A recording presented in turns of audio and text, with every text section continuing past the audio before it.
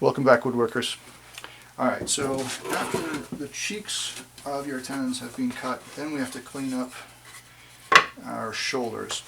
And so I've got bench hook here again, just to elevate the board a bit, and another board here on the end to support this from tipping. I always prefer sighting down the back of this chisel because I have a better sense of what vertical truly is. And once I've done this, I'm going to continue to work my way closer and closer to my layout line. If I try to take it all in one cut, then it starts to become a problem because the shape of the chisel is going to start to cut past my layout line. So now that I'm inside of about a 32nd of an inch, I think that's about right, I can lock that chisel into that layout line and I can start cutting.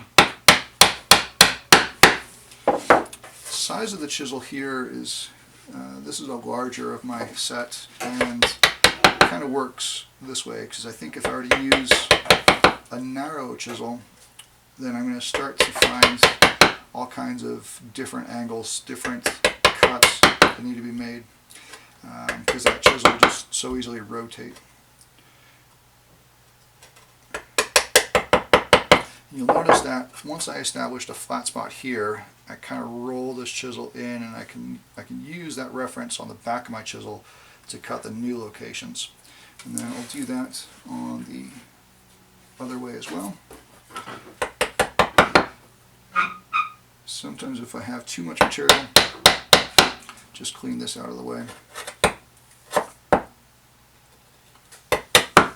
And then I can go back to that little rolling trick.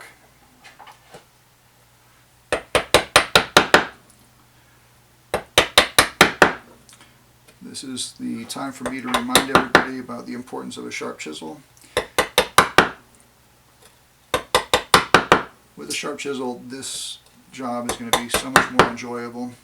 If you have a chisel that is in need of sharpening, you're going to be hating this because you're fighting the wood is laughing at you, and there's not a lot you can do to change that dynamic except for sharpening. So sharp chisels definitely want to cut, and they want to cut cleanly. They want to cut where you want them to cut. Dull chisels are going to cut wherever they want to cut, or wherever the wood allows them to cut. So when I get enough material off, I no longer need that chisel. I can just kind of drop this thing down. I want to clean up these lines. That looks better.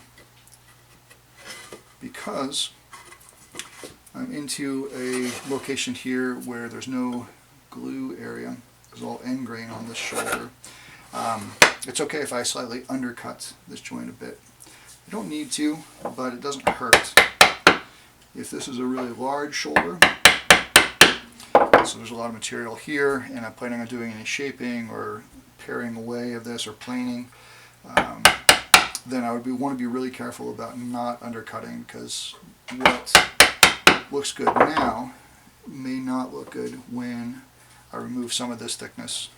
And so just being cautious about those things is going to be important.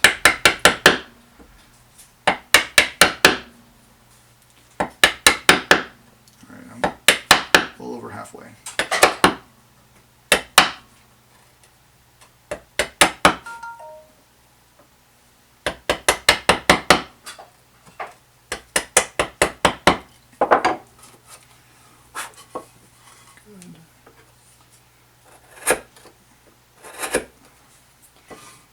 Clean up those to make sure the two cheeks or face sides of this board match really well. And the one thing that always seems to cause some trouble is the delicacy of these corners. So corner here, corner here. If I were to cut and continue that rolling thing on these corners, that material has a tendency of just tearing out and pulling away.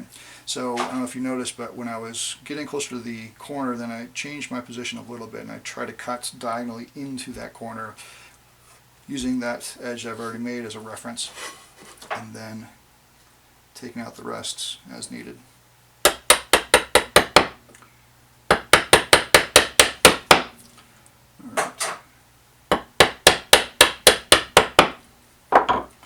Looks good. One tiny little corner here, so this is the corner issue.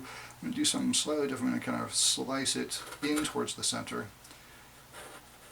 And when I've done that, then I've got fairly decent looking shoulders coming back in here, cleaning up anything that might be problematic. There is no more layout line presented, so I'd say this one is done. How do we do?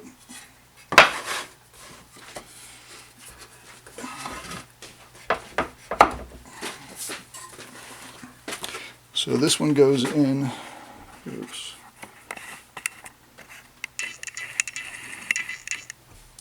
So we have a nice tight joint there, and I'm pretty pleased with that. This one is still good. I'm okay with that gap because we're going to put wedges in this tenon, but that's what we're after. Cool. Good luck.